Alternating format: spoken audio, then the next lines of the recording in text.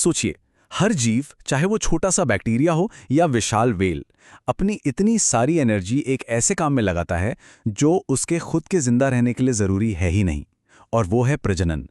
तो सवाल ये उठता है कि आखिर प्रकृति इस पर इतनी मेहनत करती क्यों है? चलिए इस पहेली को समझते हैं। देखिए, सांस लेना या खाना ये तो किसी भी जीव के सर्वाइवल के लिए जरूरी है, लेकिन प्रजनन, अगर कोई जीव कभी प्रजनन ना करे तो भी वो अपनी पूरी जिंदगी आराम से जी सकता है? तो फिर ये चीज इतनी जरूरी क्यों बन जाती है?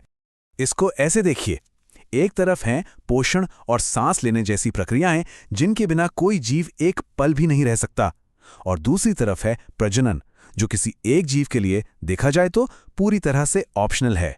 यही वो पहेली है जिसे हम आज सुलझाने वाले हैं। तो ये है हमारा आज का सफर।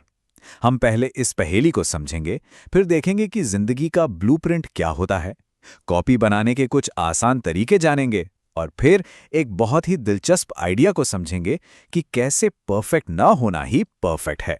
और आखिर में हम देखेंगे कि ये सारी कहानी एक बड़े समझौते पर कैसे आकर खत्म होती है। तो इस पहेली का पहला सुराग ये है कि प्रजनन का मकसद किसी एक जीव को बचाना नहीं, बल्कि पूरी की पूरी प्रजाति को बनाए रखना है। ये पक्का करना है कि जिंदगी की कहानी आगे चलती रहे, पीढ़ी दर पीढ़ी। और इस कहानी का जो हीरो है वो है डीएनए।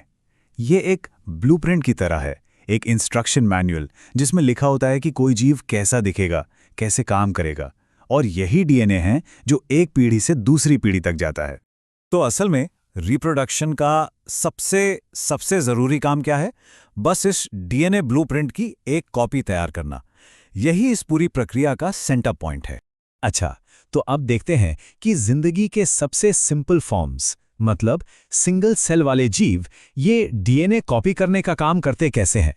सबसे अच्छा उदाहरण है अमीबा का। ये बाइनरी फिशन नाम का एक बहुत सीधा साधा तरीका अपनाता है। मतलब पहले डीएनए की कॉपी और फिर सेल खुद दो हिस्सों में टूट जाता है, बस एक से बने दो, एकदम आइडेंटिकल। लेकिन ऐसा नहीं है कि सभी सिंगल सेल्स अमीबा की तरह किसी भी डायरेक्शन में बढ़ जाते हैं। लेशमानिया को देखिए, जिससे काला आजार बीमारी होती है। इसके एक सिरे पर एक पूट जैसी चीज होती है, तो इसे एक खास तरीके से एक फिक्स्ड प्लेन पर ही बंटना पड़ता है। इससे पता चलता है कि इतने सिंपल रिप्रोडक्शन में भी कितनी वैरायटी है। और फिर प्लाज्मोडियम जैसे जीव भी हैं, मलेरिया वाला परजीवी। ये दो में नहीं बढ़ता, ये तो एक साथ कई सारे नई कोशिका में बढ़ जाता है। अपनी संख्या बढ़ाने का एक सुपर फास्ट तरीका। एक और मजेदार तरीका है बडिंग, जो यीस्ट में देखने को मिलता है। जो मेन सेल होता है उस पे एक छोटा सा उभार या कहिए कली निकलती है। ये कली बड़ी होती है और फिर अलग होकर एक नया यीस्ट बन जाती है, बिल्कुल वैसे ही जैसे पेड़ पर एक नई डाली निकलती है। अभी तक तो ऐसा लग रहा था कि ये जीव अपनी परफेक्ट कॉपीज बना रहे हैं, है ना? लेकिन अब कहानी में एक बहुत बड़ा ट्विस्ट है। पता है क्या? परफेक्ट कॉपी बनाना ही सबसे बड़ी गलती साबित हो सकता है। अगर हम इसे प्योरली एक केमिकल प्रोसेस की तरह देखें तो कोई भी प्रोसेस 100% रिलायबल नहीं होता। मतलब डीएनए की कॉपिंग के दौरान छोटी मोटी गलतियां होंगी ही होंगी। ये कोई बग नहीं है, ये सिस्टम का एक फीचर है। और कॉपी करने में इन्हीं छोटी छोटी गलतियों से जो चीज़ पैदा होती है उसे कहते हैं जेनेटिक वेरिएशन। मतलब बच्चे अपने पेरेंट्स जैसे तो होते हैं, पर एकदम हू बहू कॉपी नहीं होते, उनमें छोटे छोटे फर्क होते हैं। अब सवाल यह है कि ये वेरिएशंस इतने जरूरी क्यों हैं? चलिए एक कहानी से समझते हैं। मान लीजिए ठंडे पानी में बहुत सारे बैक्टीरिया हैं, ज्यादातर एकदम परफेक्ट क्लोन्स हैं, पर कॉपी में एक छोटी सी गलती की वजह से उनमें से एक बैक्टीरिया थोड़ी ज्यादा गर्मी झेल सकता है। अब सोचिए, अचानक पानी का तापमान बढ़ गया तो क्या होगा? सारे के सारे परफेक्ट क्लोन्स खत्म। लेकिन वो एक जो थोड़ी सी गर्मी झेल सकता था, वो न सिर्फ बचेगा बल्कि अपनी पूरी नई आबादी बना लेगा। मतलब एक छोटी सी गलती ने पूरी प्रजाति को बचा लिया।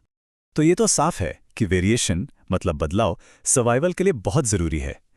लेकिन एसेक्सुअल रिप्रोडक्शन में ये बहुत धीरे धीरे होता है, एक एक गलती से। तो क्या कोई तेज तरीका है? बिल्कुल है, और उसे कहते हैं सेक्सुअल रिप्रोडक्शन। ये कमाल की स्ट्रैटेजी है। ये सिर्फ रैंडम गलतियों का इंतजार नहीं करता, ये तो दो अलग अलग इंडिविजुअल्स से उनके बेस्ट वेरिएशंस को लेकर उन्हें मिक्स कर देता है। ये तो इवोल्यूशन के इंजन में बूस्टर लगाने जैसा है। तो अब हम पहुंचते हैं रिप्रोडक्शन के सबसे बड़े ट्रेड ऑफ पर, यानी एक मौलिक समझौते पर, स्पीड वर्सेस फ्लेक्सिबिलिटी।